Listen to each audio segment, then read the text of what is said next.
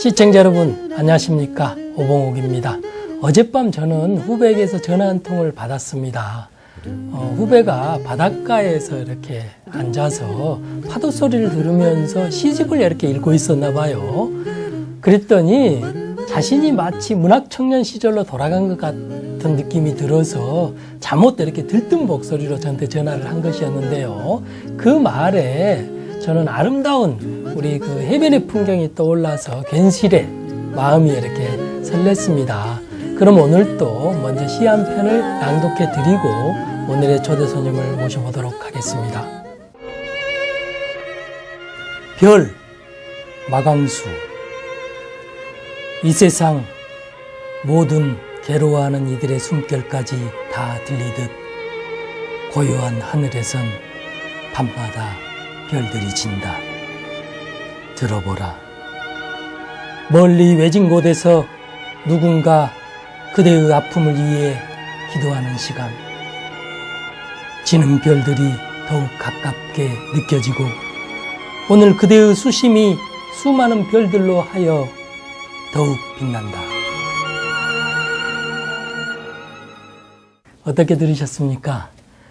고요한 하늘에서 밤마다 이렇게 별들이 진다고 하니까 대단히 서정적으로 이렇게 느껴지는데요. 오늘은 이 시의 저자이자 한국 사회의 위성과 가식에 저항하면서 자신만의 새로운 길을 늘 이렇게 모색해온 연세대학교 국문과 마강수 교수님을 모셨습니다. 환영해 주시죠. 네, 안녕하세요. 오랜만에 뵙겠습니다.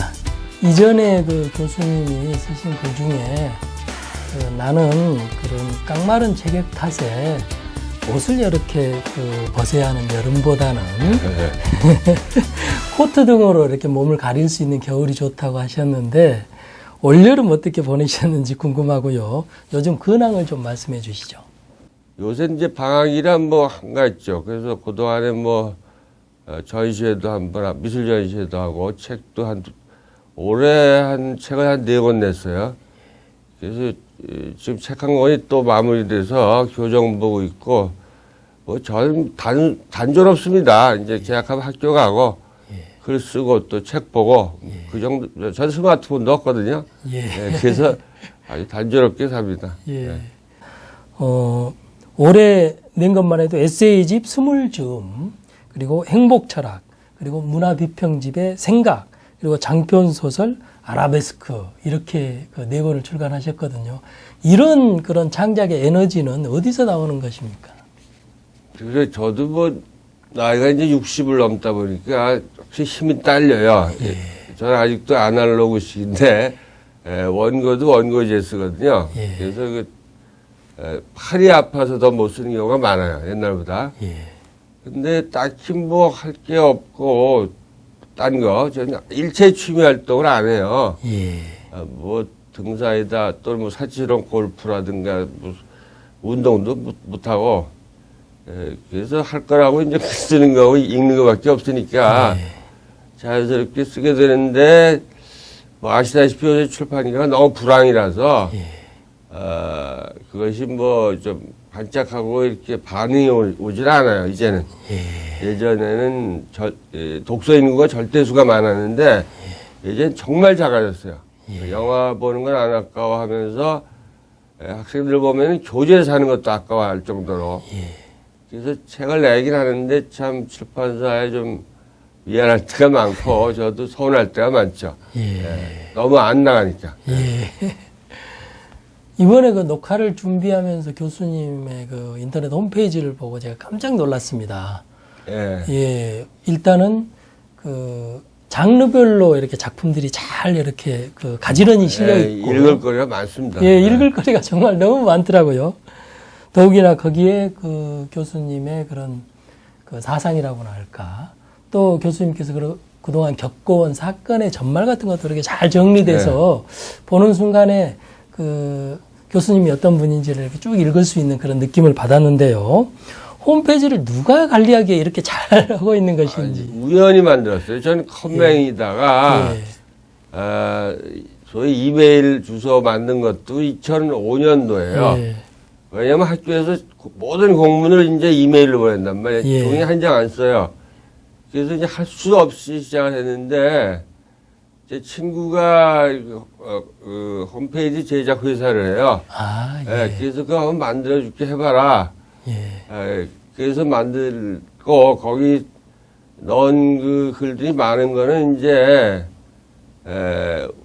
제가 쓴 건 이제, 전 이제 독수리 탑법이라서 예. 시정도 옮기고, 나머지는 이제 거의 회원이라든가, 아, 예. 또는 뭐 조교라든가, 또는 어떤 독자들은 아예 심지어 책 한 권을 통째로 자기 사이트에 쳐놓은 게 있어요. 그런 걸 다 빌려온 거죠. 예. 그래서 점점 그게 쌓였는데, 홈페이지에도 검열이 너무 심해요. 그래서 제가 또 2007년에 한번 불구속 입건이 됐죠. 홈페이지가 야하다고. 그 이유는 이제 회원 하나가 즐거운 사람 소설, 그 판금된 소설을 스캔을 떠가지고 한 권을 전부 올렸어요. 그게 걸려서 이제 또 벌금형을 받아서 전과 위법이 됐는데 요즘도 조금만 야한 글이 들어가면 계속 경고장이 와요. 그래서 좀 우울하죠. 한국이 이제 제일 부족한 게 민주화는 됐는데 제일 부족한 게 그 표현의 자유에 대한 강렬한 어떤 그 믿음 이런 게 없어요. 예. 그래서 글도 마음대로 못 쓰고 또 아주 야한 거 쓰고 싶어도 그게 장기인데 써봤자 출판사에서 출판도 안 해주고 혹시 출판이 됐다 해도 19금 찍어 낙인 찍히면 앞뒤 빨간 딱지 붙고 또 비닐을 봉하고 진열도 못하게 하고 그러니까 거의 팔지 말란 얘기거든요.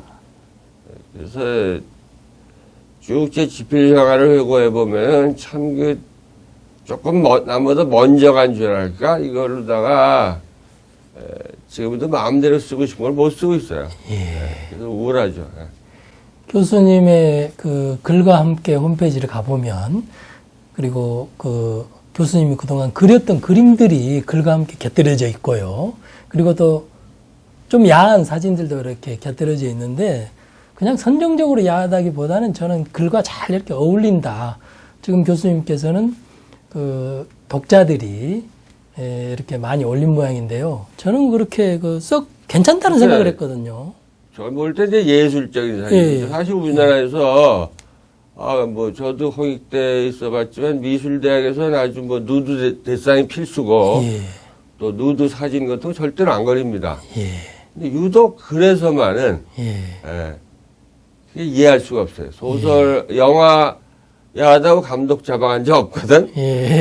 근데 저는 걸렸단 말이에요. 그래서 정말 안타까워요. 우리나라가 지금 노벨상 하는데 노벨상을 받으려면 우선 표현의 자유라는 아주 확실한 토양을 만들어 놔야 돼요. 근데 그것에 대한 인식이 아주 부족합니다. 꼭 정부 당국만 부족한 게 아니라 지식계 사람들, 작가, 교수 이런 분들조차도 완전히 표현의 자유를 주면 뭐 옐로우 페이퍼가 날뛴다, 뭐 또 그 성범죄가 늘어난다 이런 이론을 얘기하시는데 이거 뭐 우리가 싫어하는 나라지만 사실 우리보다 성에 대한 표현의 자유에서 정말 월등하게 자유로운 그 일본의 인구당 성범죄 발생률이 한국의 10분의 1입니다. 이것도 최근에 신문에서 발표한 거예요. 그러니까 저는 이제 개방하면은 썩어들지 않는다. 쓰레기통에 뚜껑을 잠깐 덮어두니까 저걸 썩어든다. 그리고 또 하수도도 필요하다. 뭐 이런 얘기를 뭐 수십 년 했어요. 근데 이상하게 동조하는 지식은 없어요. 그래서 저도 이제 아주 늙었는데 이상하게도 젊은 마광수가 안 나와. 제2의 마광수 작가가 안 나와요. 이건 그분들이 성을 싫어해서라기보다도 아마 몸을 사리는 것 같아요. 다들 몸을 사려서 제가 잡혀갈 때도 뭐 제 욕만 했거든. 그러니까 일종의 뭐 집단적인 왕따랄까 이런 분위기가 있기 때문에 젊은 작가도 함부로 성문학에 손을 못 대는데 우리 문학이 발전하려면 다원주의를 포용해야 돼요. 일본만 해도 추리문학이니 공포문학, 또 성문학, 뭐 SF 문학 이게 다 발달했단 말이야. 근데 우리 소위 순수 문학만 옹호했거든. SF니 뭐 추리건 다 본격 문학이 아니다. 이랬기 때문에 지금 우리가 소설 시장에서 일본 시장을 못 쫓아가는 거죠. 우리나라에서 일본 소설이 얼마나 많이 팔립니까? 그렇죠. 좀 우리가 좀 반성을 해야 돼요. 예. 이제 시청자들이 궁금해하는 마강수 교수님의 개인사를 하나하나 이렇게 물어보도록 하겠습니다. 1951년 한국 전쟁 때 이렇게 태어나셔서 일찍 아버지를 여의고 어머니와 홀로 오랫동안 이렇게 살아오신 걸로 아는데요. 평소 어머니를 그렇게 말씀을 많이 하셨더라고요. 사랑하되 간섭은 하지 않으시는 분으로 이렇게 말씀을 많이 하셨는데 교수님께 어머니는 어떤 존재인지. 글쎄 나쁘게 보면 이제 소위 홀어머니의 외아들이라 버릇이 없죠. 근데 그 버릇이 없게 키워진 게 저한테는 이득이 됐다고 봐요. 예. 돌아가신 아버님께 죄송한 말씀이지만 저 당시만 해도 제가 태어날 당시만 해도 우리나라에서 부권이 상당히 셀 때예요. 요새는 뭐 모권이 세지만 그래서 부권의 억압을 제가 안 받았고 또 우리 어머니가 기르면서 뭐 한 대도 때린 적이 없어요. 그리고 정말 믿어지지 않겠지만 제가 학교 쭉 다니면서 성적표를 어머니가 보자는 적이 없었어요. 그리고 또 특히 중요한 건 어머니가 종교가 없어요. 뭐 기독교 불교 다 말짱꽝이다. 죽으면 썩는다. 그렇기 때문에 제가 강제적으로 어떤 종교적 세뇌를 당하거나 특히 연대생 중에도 그런 고민을 많이 얘기하는데 예컨대 이제 독실한 기독교 가정에서 태어나면 계속 일요일마다 뭐 교회 가라고 강요한다든가 이런 이데올로기적인 압박이 있죠. 그런 게 없었던 게 좀 남보다 좀 자유로운 사상을 갖게 만든 원인이 아닌가 이렇게 봅니다. 초등학교 시절의 마강수 교수님의 모습이 궁금하거든요. 내성적인 아이였는지 아니면 외향적인 그런 아이였는지. 저는 아주 내성적이고 맨날 옛날에는 요새 애들은 이제 제일 저도 안타까운 게 바깥에서 놀질 않아요. 우리 때는 그래. 우리 때 뭐 과외도 없었고 초등학교 애들이 그렇게 학원 안 나갔단 말이야. 나갈 돈도 없던 시절이고. 그러니까 그래 이제 동네에서 골목에서 놀았다고. 그러니까 골목 대장이 생기고 뭐 거기 또 서열이 생기고 그러는데 저는 항상 얻어 맞으면서 자랐어요. 그리고 한번 저항도 못 해보고 그 대신에 이제 뭐 특별히 공부는 열심히 안 했는데 공부는 좀 잘한 편이었어요. 교수님이 쓰신 그 글을 보니까 대광 중고등학교 시절을 굉장히 행복한 시절로 이렇게 기억하고 계시더라고요. 중고등학교 시절에 이런 행복감을 어디서 이렇게 느끼신 것인지. 그때는 이제 제가 63년도에 중학교를 입학했는데요. 그때는 중학교 입학 시험이 있을 때예요. 그래서 초등학교 5, 6학년 때 지독한 그 입시 교육을 받았어요. 근데 그때가 5.16 직후라 입학 시험에서 총점의 8분의 1이 체력장 점수야. 군인들이 그러니까 와 제가 아주 기억이 또렷한데 1차 시험에서 이제 160점 만점인데 20점이 체력장이야. 뭐 넓이뛰기, 공던지기, 뭐 턱걸이 빵점이야 돼 빵점. 그래서 이제 소위 일류 중학교를 떨어졌어. 그래서 후기로 딱 2번밖에 없어요. 그때 기회가 전기 후기. 후기로 이제 우연히 들어간 데가 대광이에요. 그중 제일 좋다고 그래서 거기서 다행히 붙었는데 그러다 보니까 이 학교는 공부를 강요 안 해. 소위 인류대학 뭐 다 아시겠죠. 그 당시 경기, 서울, 뭐 경북 이런 데는 굉장히 공부를 강요하고 특별활동을 거의 안 하죠. 근데 대광은 아주 특별활동에 굉장히 지원을 많이 해서 제가 뭐 그때 미술반에서도 있었고 문학반 또 학교 교지, 또 교내 신문, 특히 또 연극 이런 활동을 많이 했어요. 매년 뭐 음악회도 시민회관에서 크게 개최하고 미술 전람회도 시내에서 하고 이럴 정도로 좀 자유로운 학교였죠. 그런 것이 저한테 오히려 득이 되지 않았나. 예. 공부만 시키는 학교가 됐으면 좀 자유로운 상상력이 아마 죽었을 것 같아요. 세계관이 형성되기 시작하는 이제 시절이 고등학교 시절이 대부분 또 그런 경우에 해당하는데요. 고등학교 시절쯤이면 마음속에 사표로 이렇게 생각하시는 분이 한 명씩 또 있을 수 있잖아요. 네. 근데 교수님께서는 교수님의 인격과 철학이 이렇게 자리 잡는데 그렇게 영향을 준 스승 같은 분이 계셨는지. 예. 굳이 이제 있다면 제가 좀 독서를 많이 한 편입니다. 예. 버트란트 러셀. 그분의 책을 많이 받고 영향을 많이 받았습니다. 특히 나는 왜 기독교인이 아닌가 이런 에세이 같은 건 이제 제가 비록 그 미션 스쿨을 다니고 또 연대도 미션 스쿨이지만은 그렇게 기독교에 함몰되지 않게 만들었고 또 그분의 뭐 결혼과 도덕이라든가 게으름에 대한 찬양 특히 또 종교와 과학 이런 책들이 아주 합리적인 어떤 주장들이거든요. 1930년대에 벌써 성해방을 떠든다고. 그래서 그분 책이 좀 자유주의 사상에 많은 제 자유주의에 어떤 영향을 많이 미친 것 같습니다. 예. 청소년 시절에 그 교수님은 문학뿐만 아니라 미술에도 이렇게 아주 재능을 보여서 지금도 뭐 전시를 자주 합니다. 네, 그렇죠. 교수님 전시회도 아주 많이 한 화가이기도 한데요. 그런데 정작 대학 진학 때는 미대를 가지 않고 국문과를 간 이유는 무엇인지요? 그때 이제 세 군데를 놓고 좀 고민을 했어요. 어머니가 간섭은 안 한다고 해도 그래도 이제 어렵게 대학 보내는 거니까 이왕이면 좀 어느 부모가 그렇듯이 의대를 가라. 제가 지금 공부는 좀 잘했거든. 자랑이 아니라. 그래서 또 수학도 아주 잘했어요. 그래서 의대를 가라고 잠깐 그러는데 난 의대가 싫더라고. 예컨대 저 중학교 때 생물 시간에 개구리 해부를 하는데 난 못하겠더라고. 너무 불쌍해 개구리가. 근데 어떻게 시체 해부를 하나 이런 생각이 들었고 미술은 제가 상도 참 많이 탔어요. 초등학교 때부터. 근데 집안이 이렇게 굉장히 그렇게 풍족하지가 않았거든. 근데 미술은 지금도 해보면은 참 원가가 많이 들어요. 물감 요만한 거 하나에 5만 원이고 그거는 떡을 쳐야 되고 특히 종합 같은 거는 무지무지 들지. 그렇죠. 구리 같은 게. 그래서 미술은 포기했고 제일 돈 안 드는 게 문학이야. 종이하고 연필만 있으면 돼. 볼펜하고.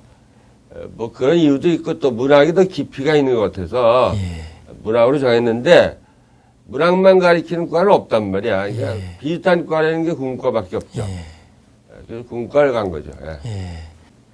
교수님의 이렇게 대학 시절을 보면 문학회 활동도 하셨고 교내 방송국 그리고 교지 기자도 이렇게 하셨더라고요. 연극도 많이 했습니다. 대학원 재학 중에는 정말 마당극 양반전을 이렇게 연출도 하셨더라고요. 이렇게 많은 활동을 하다 보면 그런 그 에피소드가 좀 많을 것 같은데 한두 가지만 소개해 주시죠. 제가 최근에 이제 스물 즈음이라는 에세이집을 냈는데 거기도 쓴 얘기지만 이제 대학교 2학년 때인가 3학년 때 연극을 하는데 제가 이제 목소리가 좀 큰 바람에 체격은 좀 나빠도 언제나 좀 주인공을 했습니다. 그때 지금 소위 경영대학원 강당 500석에서 공연을 하는데 그때는 이제 대학교가 굉장히 우대받던 시절입니다. 요새 어찌 연극이 흔하지가 않았거든. 그래서 500석이 꽉 찼어. 근데 전기가 안 들어오는 거야. 그래서 아주 고민하다 초를 켜고 했어요. 1시간을, 관객은 또 차분하게 1시간을 기다려주고, 그 무대 앞에다 초를 쫙 킨 거야. 그런데 나중에 얘기 들으니까, 초를 켜고 하니까 더 인상적이다.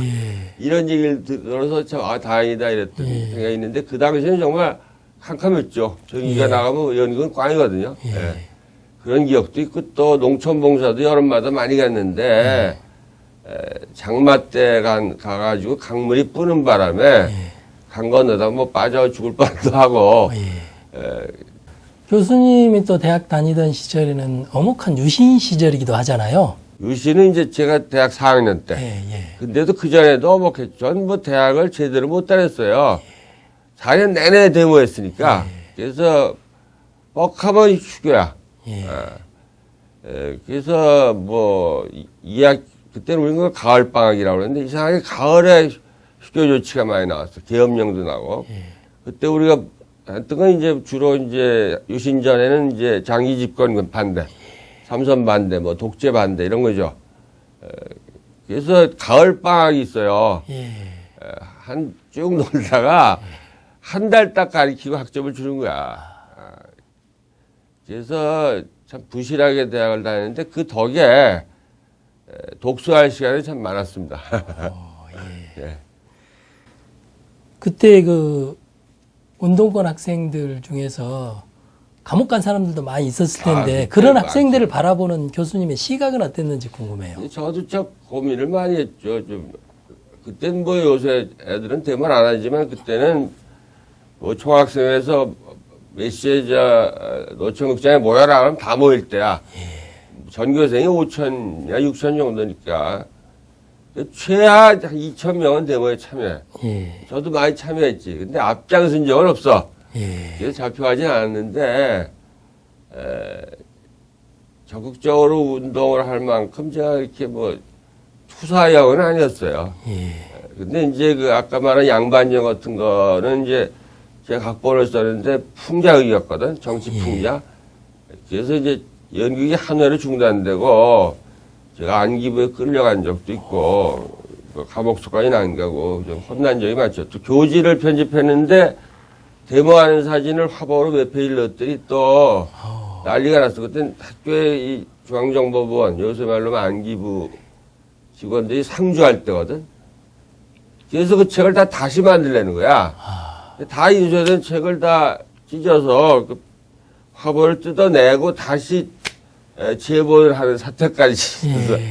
예, 이게 참 답답한 시절이었습니다. 요새 학생들에 비하면 엄청나게 부자유한 시절이죠. 근데 체질이 제가 투사력이 못 돼서 운동권 뭐 핵심 멤버는 아니었습니다. 교수님은 그 대학원 다니던 시절부터 강의를 시작하셔가지고 박사과정 때부터. 박사과정 때부터 강의를 시작하셔가지고 28살에 홍익대 교수가 되고 33살에 연대 교수가 이렇게 되셨는데요. 1970년대 후반의 그런 대학생들과 요즘 대학생들은 어떤 차이가 있는지 궁금해요. 특히 그 교수님이 최근에 하신 말 중에 요즘 아이들은 옛날과 달리 책을 너무 안 산다고 이렇게 한탄도 하셨는데 어떤 차이가 있는 것 같습니까? 그 차이가 대단하죠. 그때는 뭐 지금처럼 우선 컴퓨터가 없고 PC도 없고 스마트폰도 없고 그러니까 뭐 공강 시간이라든가 이럴 때 의뢰 책 보는 거죠. 근데 요새 애들은 거의 책을 안 봐요. 문학서적이라고 좀 팔리는 건 전부 수업문학이라고 그래가지고 입시용으로, 대학 입시용으로 소개된 것들은 쭉 팔리지만 나머지 전혀 안 팔려요. 그래서 걱정이에요. 애들을 그 레포트라든가 답안지를 보면은 교양 수준이 점점 떨어지고 있다. 성의도 없고 글도 못 쓰고 그래서 답답하죠. 그래서 작년에 좀 강제로 책을 사겠더니 또 반발이 있고 그랬는데 또 제 의견에 찬동하는 애들이 더 많아서 그냥 계속 미루고 가고 있습니다. 근데 왜 그렇게 할 수밖에 없었냐. 교재를 사는 게 10%도 안 돼요. 교재조차 강독으로 하는데도. 그러니까 이해가 안 가는 거죠. 그리고 또 나중에 학점은 잘 달라고 아우성 치고, 우리 때는 사실 학점 정정 기간이 없었어요. 주면 그만이야. 근데 요새는 일주일이나 학점 정정 기간이 있지 않습니까? 그동안에 또 아우성이야. 그래서 저도 저 학생 덕을 많이 받고, 예를 들면 잡혀간 다음에 뭐, 복지운동이라든가 또 저에 대한 그 책도 많이 내주고 그랬는데, 선생의 제자 욕하면 안 되겠지만, 좀 얘들이 얌체가 돼간다. 개인주의, 또 이기주의, 개인주의는 좋은 거고, 이기주의가 돼간다. 차라리 예전 애들, 그때 사실 공부보다 운동을 더 하던 시절이죠. 근데 또 그 시절이 좀 애들끼리 뭉치기도 하고 잘 놀았는데 요새 애들은 뭐 우선 동아리 활동을 안 해요. 자기 시간 뺏긴다고. 제가 연세대학교 문과대학 연극관 그 지도교수를 오래 했는데 그게 해체됐어요. 신입생이 아무도 안 들어오는 거야. 연극 고달프거든. 매일 방과에 적어도 2-3달 연습해야 되거든. 그리고 이제 뭐 인기 있는 동아리는 좀 뭐 영어 동아리 뭐 이런 거. 그리고 책을 안 읽고 또 정치에 대한 지나친 무관심. 지나치게 데모만 해도 안 되겠지만 또 지나친 무관심 이런 것들이 그 당시 학생과 굉장히 이거 뚜렷이 구별이 됩니다. 교수님을 이야기할 때도 빼놓을 수 없는 게 1989년도에 낸 에세이집 나는 야한 여자가 좋다인데요. 그 책을 출간할 때 그렇게 그 화제와 논란이 있을 것을 예상하셨는지요? 예, 그때는 그렇게 화제가 되고 또 논란이 될 줄 몰랐어요. 그 전에 제가 낸 책이라고 이제 시집하고 평론집 또 문화이론서 박사학위 논문 뭐 이 정도인데 우연히 이제 그 어떤 출판사에서 제 후배가 했어요. 출판사를 연대 후배. 그래서 에세이집하고 묶어라 해서 저도 주섬주섬 묶었어요. 왜냐하면 뭐 스크랩을 잘 안 하는 성격이라. 근데 그게 그렇게 나중에 논란이 되더라고. 물론 뭐 환영도 받았지만 언제나 칭찬하는 목소리는 안 나와요. 욕하는 소리가 더 크지. 그래서 심지어 뭐 과에서 뭐 일종의 징계 차원으로 학과 원로 교수들이 그 다음 학기를 가열 못하게 하고 또 학생들이 거기 반발해서 뭐 수강 거부도 하고 뭐 굉장히 요란해서 신문에 맨날 떠들고 그랬는데 그 제목 하나가 그렇게 화제가 될 줄 몰랐어. 그 제목은 정확히 1979년에 그때 아주 유수한 기관지였던 문학과 지성 거기에 발표한 시 제목이거든요. 그래서 이것저것 하다 보니까 야한 얘기가 많이 나와서 나는 야한 여자가 좋다 이걸로 제목을 붙였는데 그때 원로 교수님들도 그 책 부분 거의 없을 거야. 아마 제목 한 가지만 갖고 욕하는 거야. 난 야하다 그렇게 발칙한다는 줄 몰랐다고요. 그냥 뭐 좀 뭐랄까 화려하다, 섹시하다 이 정도로 알았죠. 지금은 섹시하다가 칭찬 아닙니까? 그렇죠. 그 당시는 야하다가 아주 천박한 말로 됐어요. 국어 사전을 봐도 지금까지도 그래요. 야하다는 천박하다로 나와요. 그건 좀 잘못됐다고 보는데 전 들야자라고 우기는데 자연 그대로 야성적인 뭐 이런. 그 뒤로 하여튼 그 뒤로 계속 풍파가 생긴 게 이제 그 다음에 곧바로 나온 게 시집 가자 장미여관으로. 그다음에 또 곧바로 연재해서 소설 나온 게 권태. 권태가 한국 최초의 성문학이거든. 지금도 그 19금입니다. 그 다음에 쓴 게 뭐 많아요. 근데 다 이제 뭐뭐뭐뭐 쓰다가 즐거운 사람. 소위 걸린 거. 그래서 정말 뭐 노토리어스하게 유명해지긴 했지만 페이머스는 아니에요. 악명이 높아지긴 해서 좀 유명세는 생겼지만 뭐 감옥까지 가고 또 학교 잘리고 뭐 여러 가지 우여곡절이 생겼어요. 그래서 인생은 참 묘하다고 봅니다. 그런 그 우연히 그렇게 작동할 때가 있어요. 숲길집이 뭐 팔리라고 생각도 못 했거든. 교수님은 한국 사회에 존재하는 그런 가식 그리고 위선 그리고 그런 그 잘못된 권위 이런 걸 끊임없이 비판해 오신 분인데요. 방금 전에 말씀하신 그런 책들 나는 야한 여자가 좋다, 권태, 가자 장미여관으로 즐거운 살아 이런 것들이 이제 그런 비판 의식의 이렇게 산물일 거라고 생각합니다.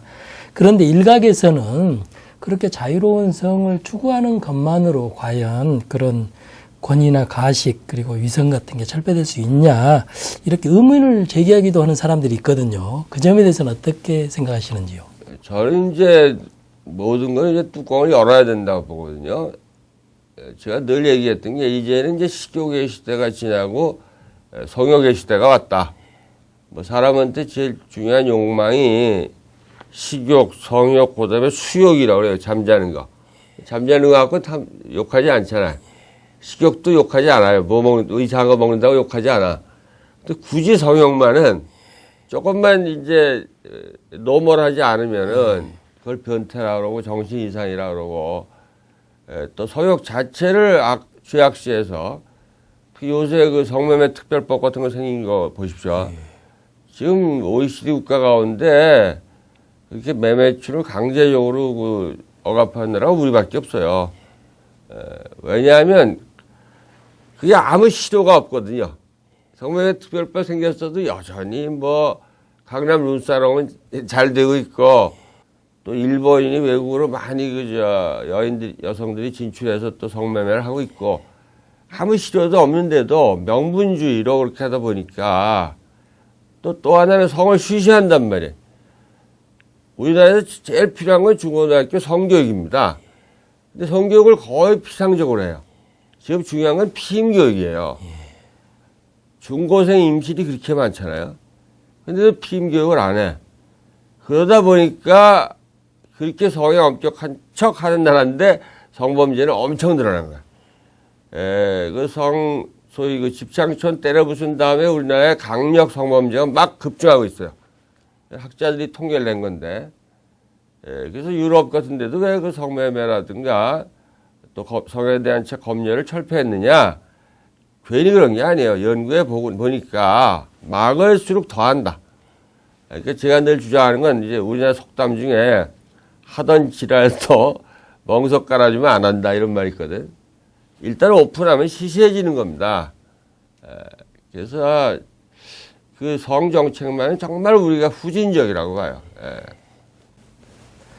저도 그 사실은 창작의 자유에 관해서는 시장에 이렇게 스스로 시장이 조절하는 기능을 갖고 있는데 그것을 강제적으로 억압한다. 이건 정말 야만적이다는 생각을. 아니 검사 판사가 어떻게 문학을 알아요? 그분들이 만물박사입니까? 그리고 도대체 죄라는 건 행동이 있어야 될 거 아니야. 누굴 때렸다, 맞았다. 이거 상상 아니야, 상상. 그거를 잡아가고, 그러니까 세계신문에 다 났잖아, 일본부터 미국 신문까지. 역사상 아무리 뭐 포악했던 시절도 뭐 조선조 시절, 박정희 시절에도 외설 썼다고 긴급 체포한 적 없거든. 이런 것이 소위 민주화됐다는 시국에 일어났다는 거는 우리가 아직도 진짜 민주주의가 뭔지 모른다. 이런 걸 증명한 거라고 봐요. 외국에서도 이런 사례는 거의 없죠. 없어요. 뭐 보바의 부인이 걸렸대지만 무죄가 됐고 잡아간 게 아니죠. 그때 걸린 건 출판사만 걸렸어. 작가가 걸린 게 아니야. 또 그 14세기에 나온 아주 음담패설 많은 데카메론. 이것도 전혀 안 걸렸어요. 조선조가 이렇게 어마하다고 그러지만 우리가 조선조 때 음담이 얼마나 많습니까? 그걸 합해 놓은 게 소위 고음소총 아니에요? 걸렸다는 기록 없단 말이야. 그래서 이렇게 된 게 이유가 뭘까 하니까 유교 문화보다도 역시 퓨리탄 문화. 근데 미국에서도 그런 건 안 잡거든. 이상해요. 하여튼 그렇다고 그러면 우리나라가 굉장히 거룩한 나라냐? 외국인들이 깜짝 놀라는 게 한국의 반문화예요. 어디 가서나 성매수가 자유로운 나라야. 그런데 책 몇 조가리 몇 줄 가지고 이런다. 이건 이해가 안 가고 끝까지 이것이 유죄가 됐다 할 때 저는 그때 홈페이지 걸렸을 때도 정식 재판 청구를 안 한 이유가 판사를 믿을 수 없다는 거지. 판사가 어떻게 재판을 해 이걸 문학을. 근데 그걸 부끄러워할 줄을 몰라. 또 대다수 일반 국민들도 그래요. 오죽했으면 잡아왔겠냐. 그래서 왕따가 더 더해진 거야. 그러니까 국민들도 다 뭐 자식 얘기하면서 뭐 네 딸 있으면은 뭐 그런 거 잃히겠냐 뭐 이렇게 하는데 아까 얘기했지만 성도 아는 것이 힘이거든요. 모르는 게 약이 아닙니다. 모르니까 막 임신하는 거예요. 참 안타깝게도 우리나라는 성에 대해서만은 그저 무조건 쉬쉬 그러면서 음성적으로 하자. 이게 아주 합의돼 있어요. 이게 참 안타깝습니다. 1992년부터 1995년까지 이렇게 즐거운 사라 피라 재판 사건이 이렇게 벌어지는데요. 이 재판이 진행되는 과정에서 이문열이나 또 내지는 보수적인 종교단체에서는 굉장히 비판적으로 이렇게 이야기를 많이 했고 또 상대적으로 고은 시인 같은 사람, 그리고 김병익 문학평론가 이런 분들은 또 그 교수님을 옹호하는 그런 편에 섰던 것 같아요. 그렇게 이제 양분화된 느낌이 있었는데 20년이 넘게 이제 지금이 흘러왔는데요, 시간이. 지금에 와서 그분들에게 한 말씀 하시겠다면 어떤 말씀을 하실 수 있겠습니까? 그러니까 그분들은 문학을 정말 그 일종의 그 권선징악 아니면 교훈주의, 그러니까 저를 이제 비난한 분들, 임문열 씨가 대표적이죠. 또 뭐 손봉호 교수 같은 분은 심지어 중상까지 했다고. 뭐라고 했느냐, 도알바. 망수 때문에 에이즈가 늘어났다. 내가 에이즈하고 무슨 상관이야. 그러니까 이걸 전 이제 성앨러기라고 보는데, 성이라고 하면 그냥 팔딱 놀라는 거야. 그래서 특히 이문열 씨 같은 분은 아주 중진이라 재판에 많은 영향을 미쳤어요. 그래서 그분들이 또 그 뒤에 이문열 씨가 쓴 소설 보면 뭐 선택이니 뭐니 이루 말할 수 없이 보수적이죠. 그래서 그런 보수가 있으면 진보도 있어야 되는데 문학은 아직도 보수가 꽉 잡고 있어. 그래서 아까 말한 대로 다원적인 발전도 안 이루어지고 우리가 일본에 지고 있다, 이런 생각이 들고, 그때 저를 비난한 분들은 참 제가 뭐 좀 용서할 수가 없어요. 왜냐면 근거 없이 얘기했거든. 난 이문열 씨가 과연 내 소설을 읽었을까? 그것도 의문이야. 예. 이제 좀 가벼운 질문을 몇 가지 덧붙여 볼까 합니다. 교수님이 쓰신 저서가 정말 많은데요. 오랜만에도 4권을 이렇게 발표하셨으니까 저서가 참으로 많은데 그 중에서 가장 애착이 가는 책은 어떤 책인지요? 역시 지금 판금됐으니까 요새 애들은 뭐 도서관마다 있으니까요. 즐거운 사람 보고서 도저히 이해를 못해요. 이게 왜 잡혀갔나. 근데도 아직도 판금이야. 그러니까 자연히 애착이 제일 가죠. 그게 애착이 가고, 좀 뭐랄까 철학적인 에세이로 제가 제일 좀 애착이 가는 건 제가 쓴 그 인간론이라고 있어요. 철학 에세이. 그게 애착이 가고, 시집은 이제 역시 가장 화제를 불러일으켰고, 또 제가 보기에도 조은 씨가 제일 많은 가자장미여관으로입니다. 제가 금년에 그래서 가자장미여관으로 개정판을 냈어요. 예. 이제 책지에 공식적인 질문 하나를 드리겠습니다.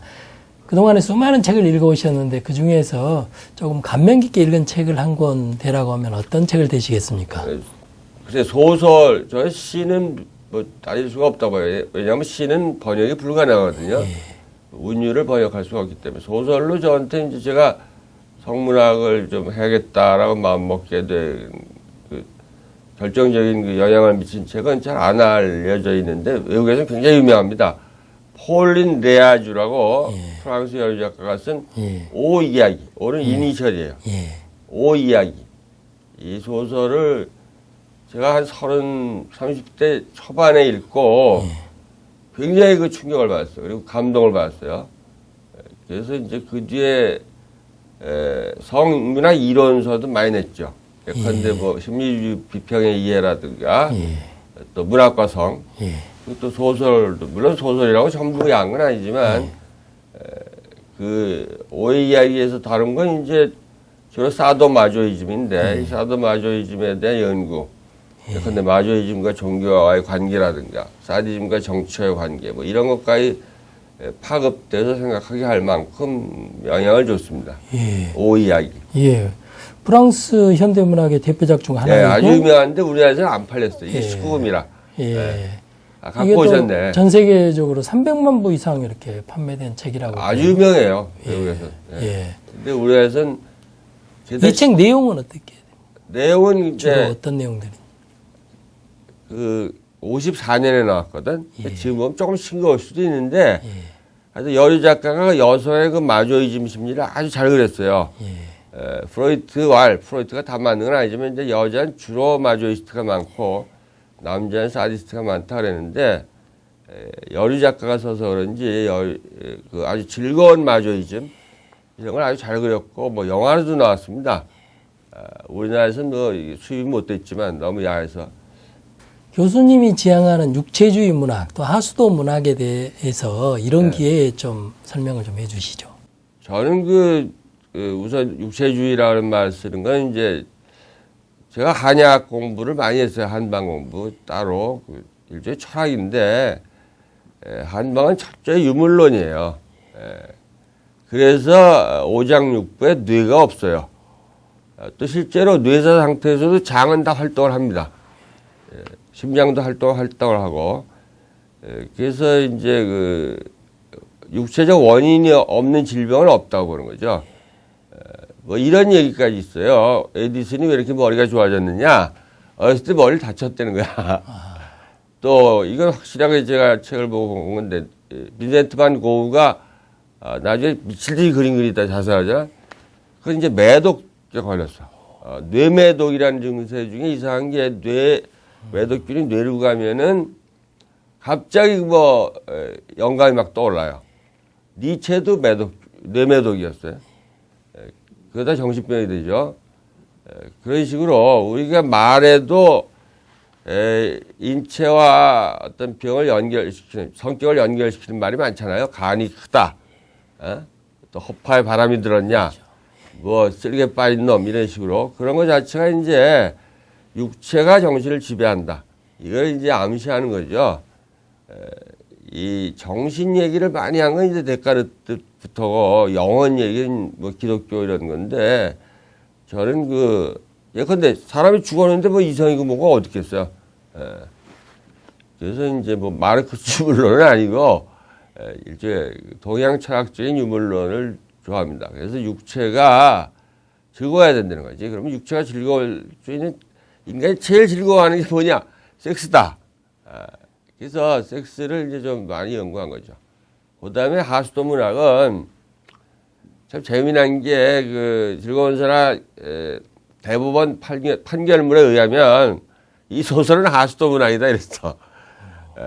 그런데 내 속으로 생각하기를 아니 하수도 없으면 어떡하냐. 예컨대 큰 아파트가 있다. 물이 한번 안 나와봐요. 하수도가 막혀봐요. 똥이 안 내려가. 그만큼 중요한 거예요, 하수도가. 근데 하수도라고 아주 경멸을 했단 말이에요, 판사가. 이게 웃기는 거 아니에요? 저는 이게 하수도 이코르 카타르시스 이런 식으로 얘기를 하는데 또 뭐 의사들도 맨날 하는 얘기가 스트레스를 풀어라 하잖아.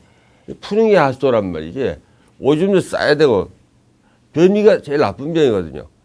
근데 우리나라는 자꾸 먹이기만 해. 교훈을 주는 예술, 이것만 예술이라고 봐. 이게 잘못된 거죠. 그러니까 풀어주는 거, 즉 아주 본질적인 욕망, 성욕과 이제 일종의 사디즘이죠. 파괴욕. 이런 것들을 이제 대리적으로 직접 하려는 게 아니라 영화나 소설을 통해서 대리적으로 충족시켜주면 오히려 그런 범죄가 덜 일어난다. 이런 게 이제 제 이론이고 또 서구의 이론이에요. 근데 그게 아직도 우리나라에서 납득이 안 가나 봐요. 예. 지난 5월에 교수님 에세이집 행복철학을 이렇게 내셨고 또 행복철학 출간 후에 문화일보하고 이렇게 인터뷰를 하면서 인생에 이렇게 기대하지 마라 이런 또 멘트를 하셨더라고요. 예. 그런데 교수님께서 생각하시는 행복의 조건 이런 것은 무엇이라고 생각하십니까? 저는 예전부터 생각하기를 크게 무슨 내가 어릴 때부터 대통령이 되겠다거나 장군이 되겠다거나 이런 적은 없었고, 제가 행복의 3대 조건을 이렇게 보거든요. 우선 웬만한 직업이 있어야 되고, 자기에게 만족스러운 일, 그 다음에 만족스러운 섹스를 해야 돼요.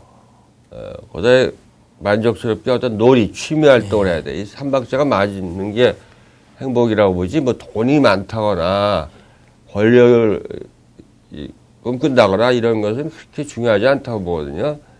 그래서 우리나라에서는 행복을 너무 거창하게 얘기하잖아. 일종의 철학자가 되라. 이런 식으로까지 아주 굉장히 격상시키는데 행복은 별거 아니에요.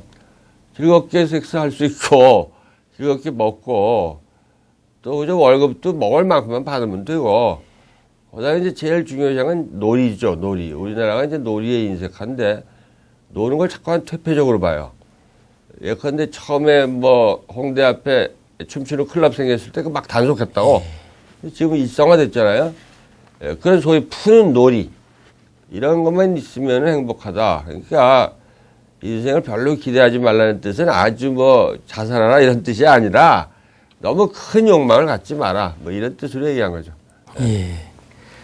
만약에 타임머신이 생겨서 교수님께서 10대로 돌아갈 수 있다면, 그래서 교수 마강수나 작가 마강수가 아닌 전혀 다른 삶을 이렇게 살아볼 기회가 있다면 어떤 삶을 살아보고 싶으십니까? 미술가가 하고 싶어요. 예. 그림 전시회도 하다 보니까 미술이 부러운 게 있어. 미술은 절대 안 걸려요. 양거 그려도. 이상하게 그건 면지야. 누드하고. 그 다음에 미술은 재탕을 해도 돼. 예컨대 유명한 화가다 하면 비슷한 그림이 얼마나 많아요. 예컨대 고흐도 자화상을 수십 장 그렸잖아요. 또 우리나라 유명한 작가들 보면 거의 뭐 어떤 사람은 물방울만 계속 그려도 되고. 근데 문화가 이놈의 재탕이 안 된단 말이야. 그래서 일단, 물론 유명해지기가 어렵지만 일단 유명해지면 미술하는 작업은 너무 편한 거야. 비슷비슷하게 그려도 돼. 오히려 구매자들은 그걸 또 원해요. 왜냐하면 걸어놨을 때 누구 그림이다 딱 알 수 있으니까. 그리고 글은 정말 중요한 게 제가 아직도 사전을 놓고 써요. 맞춤법 떼어쓰기 더럽게 까다로워요. 그림은 뭐 지 맘대로 해요. 특히 비구상으로 가면. 그래서 참 지금 미술 하면 좋았을 뻔했다 이런 생각을 할 때가 많아요. 예. 이제 우리가 공식적인 순서가 있어요. 그 순서가 교수님께서 감동적으로 읽은 그런 책, 오이야기죠. 오이야기에서 이제 그 감명 깊게 읽은 한 대목씩을 교수님하고 저하고 이렇게 읽는 것인데요.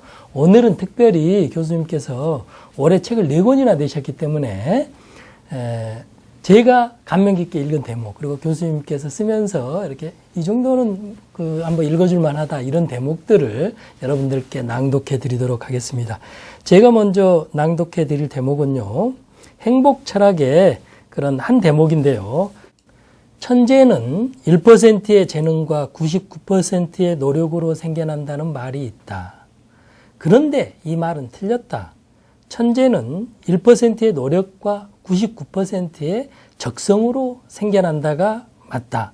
자신의 욕망과 적성을 잘 조화시켜 나가야만 행복해질 수 있다. 이런 대목인데요. 정말 많은 걸 이렇게 생각하게 하고 이것이야말로 정말 행복으로 가는 길이다. 특히 저는 적성이 맞아야 된다는 생각을 많이 하거든요. 그런 점에서 가슴에 정말 와닿는 대목이었습니다. 이제 교수님께서 한 대목을 낭독해 주시죠. 저는 그럼 뭐 예. 소설을 좀 하겠습니다. 아라베스크라는 건데 이건 판타지 소설이에요. 그래서 옴니버스고 제가 뭐 귀신하고도 연애하고 또 타임머신도 타고 뭐 이런 건데 그 중에서 이제 타임머신 타고 황진이한테 가는 게 있어요. 예. 제목이. 그래서 그다음에 황진이하고 이제 잘 놀다가 황진이를 전대로 데려와요. 그래서 연예인으로 출세시키는 얘기인데 그 중에 한 대목 이제 제가 마왕수가 정체를 밝히는 대목이죠. 뭐 길게 읽을 수도 없고 그래서 그냥 몇 줄만 읽겠습니다. 내가 이상한 사람이란 말은 맞아. 나는 아주 먼 데서 온 사람이야. 난 미래에서 왔어. 황진이의 말을 듣고 나니 더 이상 조선시대에 머물러 있을 필요가 없다는 생각이 들었다. 근사한 호텔방이 온돌방보다 낫기 때문이다. 이왕이면 황진이도 더 섹시한 모습으로 단장시켜놓고 나서 즐기는 게 낫다고 생각해서 나는 주문을 외워. 여기 주문이 있어요. 황진이를 더 예쁘게 만들려고 시켰다. 키를 175cm로 늘리고 그다음에 유방도 왕창 부풀리고 엉덩이도 빵빵하게 부풀렸다. 그리고 뭐 머리도 길게 하고 염색도 하고 그런 다음에 현대로 데려왔다. 뭐 이런 얘기입니다. 아주 뭐 간략하게 읽었어요. 예. 요즘 베스트셀러 1위가 창문 너머로 도망친 백세 노인이라는 저도 읽어봤어요. 예, 그런 책인데 그 책도 이제 판타지 소설인데 거기는 보면은 뭐 김정일도 만나고 뭐 전 세계 뭐 처칠도 만나고 이런 많은 사람들을 만난 그런 그 노인의 그런 어찌 보면 황당한 이야기죠. 근데 그것에 비해서 지금 아라베스크 같은 경우는 우리 역사에 가장 이렇게 어찌 보면 매력적인 인물인 황진이를 만나서 이렇게 이야기를 풀어가니까 훨씬 재밌을 것 같은 생각이 듭니다. 아라베스크 소설을 좀 많이 이렇게 사서 읽어보셨으면 좋겠다는 생각이 들고요. 오늘 그 교수님 말씀 들어보니까 너무도 재밌고 또 늘 그렇지만 너무도 이렇게 솔직하게 이야기해 주셔서 우리가 많은 것을 이렇게 생각해 보게 하는 귀한 자리였던 것 같습니다. 이제 마지막으로 시청자들께 인사 한 말씀 해 주시죠. 예, 이건 뭐 저뿐만 아니라 모든 작가들이 하는 얘기인데, 제발 좀 책 좀 많이 읽어주세요. 사실 저는 영화 감독도 하다가 뭐 중단해 본 적도 있습니다만은, 영화는 딱 실물이 나오기 때문에 상상에 참여가 어려워요. 근데 문학은 자기 마음대로 상상할 수 있거든. 그래서 저는 그 문학이 훨씬 더 폭넓고 재미있는 장르라고 보거든요. 그러니까 앞으로 좀 소설, 시 좀 많이 읽어주십시오. 그리고 시청자 여러분께서도 봐주셔서 아주 감사드립니다. 네. 여러분은 무더기로 핀 그런 꽃들을 자세히 한번 이렇게 들여다본 적 있으신지 모르겠네요. 그런 꽃들을 자세히 이렇게 살펴보면요. 꽃들 하나하나가 조금씩은 이렇게 다른 모양을 하고 있습니다. 바로 그런 차이가 아름다움을 만들어내는 것인데요. 사람도 마찬가지가 아닐까 싶습니다. 자신과 다른 생각을 가진 사람을 인정하는 것이 성숙한 인간관계를 만드는 출발점이라고 생각합니다. 아마 여러분들도 제 말에 동의하시는 분들이 많으리라 믿습니다. 오늘 책치는 여기서 마치고요. 저는 다음 주에 새로운 초대 손님을 모시고 찾아뵙도록 하겠습니다. 감사합니다.